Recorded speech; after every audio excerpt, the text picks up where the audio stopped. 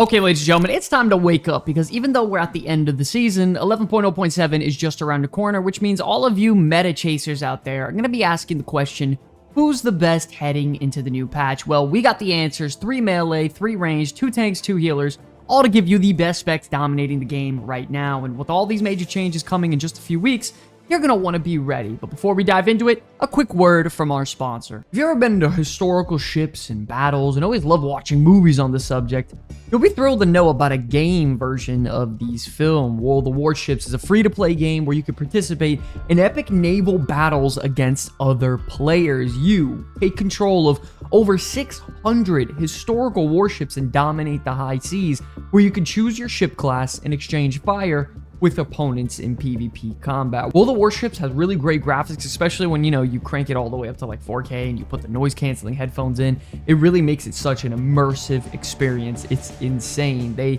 model all their vehicles down to every last detail of what these high-quality machines look like in real life. But that's not all of it. It's not just the visuals of the vehicles, it's the gameplay as well. Not only is the game completely free, it's available also now on all consoles and PC, so it makes playing with your friends that much easier. You got destroyers, cruisers, battleships, aircraft carriers, and recently they just added submarines, with each class offering a very different gameplay experience, realistic graphics, and atmospheric gameplay. So you can see how the game has really close to like endless replayability at this point. Don't forget, the game is absolutely free now to try with crossplay on PC and consoles. You can check out the link in the description below in the pinned comment to sign up and support the channel also, where you will earn 500 doubloons, 2 million credits, 7 days on a premium account, 6 skill commander points, and a tier 4 ship.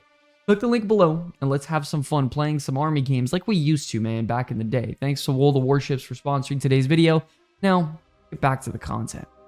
Starting off first, you already know what was coming. The class has been dominating since the launch of the expansion. We got to talk about the Frost Death Knight. Right off the bat, everybody knows that if it's a pure single target situation, Frost DK tends to fall behind just a tad bit compared to some of the other classes, but man, it feels like anytime you add multi-target cleave in the equation, they just skyrocket and their AoE is through the roof. You got Breath of Sindragosa, the chunky AoE obliterates, Reaper's Mark, and those really satisfying exterminate procs, slashing that big scythe around, man. It's a lot of fun. I've been in Mythic Plus dungeons with Frost DKs who could spike up to like 8 or 9 million DPS, and I'm just watching everything in a room just die and get melted, and it feels like at some point I could just, kick my feet up and just relax and have him do all the work. It's pretty funny, man. But listen, all jokes aside, this is probably the 9th or 10th week in a row where Frost Death Knight is topping the leaderboards, and it's all for really good reason. Incredible survivability, disgusting on-demand burst damage, a straightforward rotation that isn't difficult to pick up on a class fantasy that I personally believe is among some of the best in the game. Frost Death Knight should make everybody's list heading into the new patch, and damn, it's gonna make mine as well. Moving on to our second melee DPS, if you're talking about the meta, there ain't no way you're not talking about the Enhancement Shaman. I think it's pretty universally known that Enhancement in the right hands is the overall best damage class in the game. It has fantastic utility with all of its totems, brand new raid buff, bloodlust, on-demand burst whenever you need it.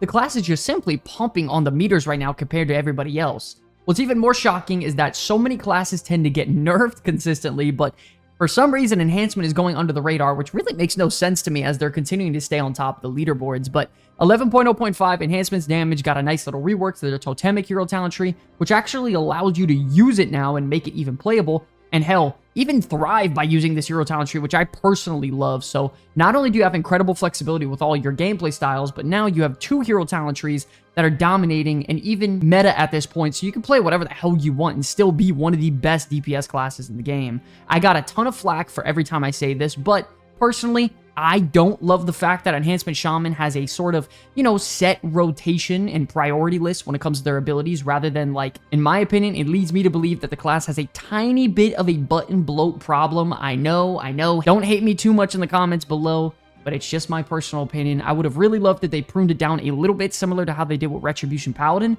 But overall, Enhancement Shaman is meta in the war within right now. They're dominating in Mythic Plus and rating, and they're going to be a great class with the new patch. All right, moving on now to our last melee DPS, we got to talk about the Assassination Rogue. I gotta tell you, listen, heading into new expansion, Assassination was not looking good, but holy cow, does this class bring fantastic, consistent DPS. It takes some time for the Assassination Rogue to get ramped up, but once you spread all your garrotes, your ruptures, all that on your target, and then you get your caustic splatter going with your mutilate, man, you're getting those chunky envenoms out there with your new hero talent tree, and it is so nasty, your damage. It is through the roof, and it's just really a lot of fun and a lot more straightforward to pull off than you would think. Assassination Rogue has not slowed down since the expansion drop, and there's a reason why it's one of the best specs in the game in Mythic Plus. Their damage is among some of the highest in the game, it's so damn consistent. They have their kicks, great debuffs with Iron Wire and their mind-numbing poison, AoE interrupts with blind, all of this to help keep the group alive, which is really, really helpful as well. Personally, I also really appreciate that the Assassination Rogue's, hero talent tree, the Night Stalker, doesn't impede on the rotation or complicate anything at all. It just adds a shit ton of damage if you properly pull it off with those Envenoms that can crit for maybe 1.8, 1.9, 2 million damage sometimes. So I love the Assassination Rogue. Numbers are through the roof, and this class is fantastic heading into the new patch. Moving on now to our first range DPS. A very major surprise for me personally over the last few weeks has to be the Frost Mage. The major highlight of Frost has always been about its massive control with, endless slows and roots, and generally just being a major nuisance to enemies and very helpful for your tanks so they can kite out mobs easier in the battlefield. But at this point, their AoE damage is through the roof right now when you combine the non-stop frozen orbs that you're summoning, the AoE blizzards getting used on cooldowns to help your rotation come back online, the splitting ice lances, and of course, we can't forget about those insane glacial spike numbers. Not only that, their Spellslinger hero talent tree has been getting buffed like crazy since the launch of 11.0.5, and it's become their best hero talent tree option by far. What I personally love about this hero talent tree is that it doesn't impede on the rotation at all either. It's mostly passive, and it just simply adds a crap ton of damage, and it's so juicy with all those Frost Splinters going on. Not only that, Frost Mage probably has the best survivability in the game when it comes to range DPS. You got your Ice Barrier, Ice Block, greater invisibility, Alter Time, you have great mobility with Shimmer. Pretty much any problem you throw at the Frost Mage, they have an answer for it, and in my opinion, it's the easiest spec out of all three mage specs you could play in the game, which means it's very straightforward and dominating at the same time, making it a fantastic candidate for one of the best meta specs heading into the new patch. Another massive surprise, believe it or not, has to go to the Destruction Warlock. Now listen, this class was looking like a dumpster fire just a few weeks ago, as they were getting no changes heading to 11.0.5, but they got some recent buffs that were very notable to abilities like Chaos Bull, Immolate, Incinerate, Rain of Fire. Their damage has just shot up so high that they're one of the best DPS classes in the game. You combine that with all the utility they bring, like Hellstones and Gateways. Destruction Warlock has become pretty much the brand new Arcane Mage since the new patch, and rightfully so because they haven't been performing well for a very long time, so they deserve it in my opinion. Chaos Bolts hitting for 2 million damage a cast, Shadow Burn hitting for almost as hard as that, and their Diabolic Ritual constantly summoning those Overlords to spam those Chaos Bolts. I mean, listen, the class has become very straightforward, hard-hitting, visually awesome, while also having some of the coolest class fantasies in the game. This patch has done wonders for Destruction, and heading into the new patch, I feel like they're going to be one of the strongest casters in the game once again. Shout out to Destruction Warlock mains out there for sticking it out. You guys absolutely deserve it. Moving on to our last DPS slot, there ain't no way that I don't bring up the Survival Hunter, man. I like to think of this class as a hybrid. That's kind of why I have it on the range list, even though it's mostly melee. Survival, by far, one of the biggest surprises heading into 11.0.5, and they got a lot of buffs from this patch. I'll be the first to say I was completely wrong about this spec. I thought Marksman would be the best one this time around, but Survival has taken destiny into its own hands. This class has had fantastic changes to Butchery, as well as Fury of the Eagle, which really boosted up these spells to where they should be in terms of damage. Not only that, they got really nice buffs to Pack Leader to increase their damage with Wildfire Bombs, so it could potentially be an option in some cases when it comes to their hero talent tree. I know there's a lot of Survival Hunters out there that still prefer Sentinel in terms of Mythic Plus, but both of these hero talent trees are a lot better than before. It really feels fluid whenever you need more AoE damage. You have those Wildfire Bombs, you have your Butchery constantly just annihilating anything that comes in contact with it, and those chunky Raptor Strikes going off with the hero talent tree that doesn't really impede on your rotation. So it's all typically very straightforward no matter how you play. I still think Hunter in general could use some more defensive capabilities in Mythic Plus and raiding, but I'm loving Survival Hunter when it comes to a damage standpoint and a gameplay rotation standpoint, while also being one of the least picked classes in the game, which I don't know about you, I like the class that I'm playing not being played that much. Moving on now to tanks, in my opinion, the biggest surprise of the video, we have the Protection Paladin. Yes, you heard that right, the worst spec in the game, pre-11.0.5, got some buffs, they got reworked and changed, so heading into 11.0.7, personally, I think this spec is the best tank in the game. Right now, Protection Paladin is a tanking spec that has amazing self-sustain, by far the #1 DPS output for tanks in the game.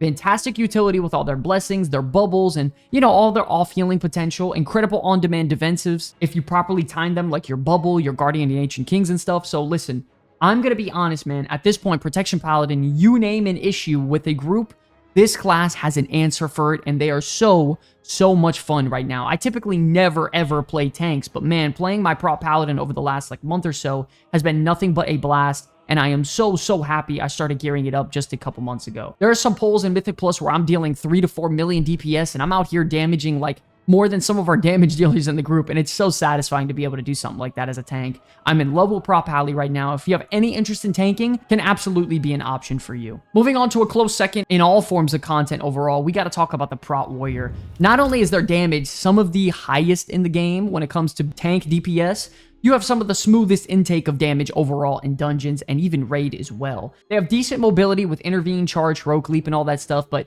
they have really good utility as well with spell reflect. They have rally, nice CC with shockwave as well. So honestly, listen, Prop Warrior doesn't have many holes in its toolkit, other than the fact that its self-sustain is amongst some of the lowest, which technically means that you will rely on a good healer more compared to the other classes of the game, like, you know, Blood Death Knight, Guardian Druid, Prop Paladin. You're going to have to rely on a solid healer, but I also think Mountain Thane solves a lot of the problems that they had before, like AoE threat generation being kind of poor in previous expansions. So now that this is fixed with all their new and improved Thunder Blast, replacing that Thunderclap, I think the gameplay style of trying to stay in the avatar state feels really fun to increase your survivability, the CC, and all the damage you can deal. I think it's a fun little integration, but I'm going to be honest, I think overall Prop Warrior pretty much checks all the boxes for me that I would want in a main tank.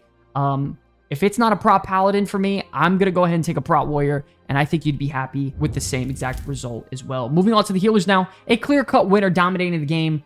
I mean, this is obvious now. We got to talk about the Restoration Shaman. This class is blessed by having the option of 2 fantastic hero talent trees, very juicy AoE healing for a Mythic Plus environment, tons of utility like Bloodlust, dispels for poisons and curses. They're raid-wide buff with Sky Fury. They give bonus health to allies with effects like Downpour. They have great CC with Capacitor Totem, Thunderstorm, and a very low CD kick. Dude, I mean, listen, I'm going to be honest, from an overall just base kit, the Restoration Shaman is fantastic. It has so many great things you could bring to a party, and personally, they have my vote for being the best solo queue Mythic Plus healer in the game. I really love Totemic Hero Talent Tree with it enhancing your output by all of your Healing Rain, your Sprouting Spirits coming back into the game. You have Ascendance with those juicy chain heals. Your Healing Stream Totem actually feels impactful with this spec. Not only that, a lot of their 2-point nodes got reduced in their talent tree down to 1-pointers. So Restoration Shaman was really excelling heading into this patch. So overall, I would think they're one of the better healers heading into 11.0.7 in just a few weeks. Now, for me, a very big surprise to the list when it comes to Mythic Plus specifically,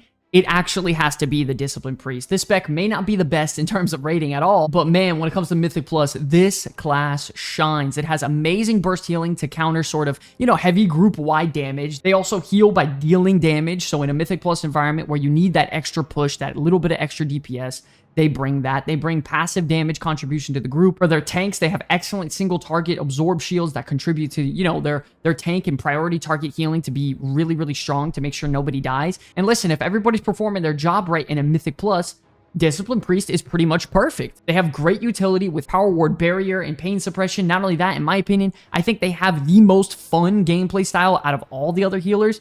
Converting your damage into healing is just a badass thing in my opinion. It's something that I love personally doing in other versions of WoW, like on Season of Discovery for my mage. I'll say right off the bat, Discipline Priest is definitely not easy to play though, because you could very easily mistime your ramping windows and get somebody in your group killed pretty damn easily, which sucks. But if you know what you're doing on a Discipline Priest, there's no one I would rather have in my Mythic Plus group at the moment. There's a reason why Disc Priest is on the top of the leaderboards for Mythic Plus, and this class is going to dominate heading into 11.0.7 when we get all of our nice, juicy equipment. But yes, ladies and gentlemen, those are the best classes heading into the new patch in just a few weeks. There are some recent class updates over the last few days, so we are going to see how that affects the meta and changes at all. Shout out to World of Warships again for sponsoring today's video. You can check out the game for free on all consoles and use my link in the pinned comment or video description to register. Do that. Get a ton of extra rewards and play a badass game, man. My name's Sky for the Comeback Kids. I will see you guys in the next one. Peace.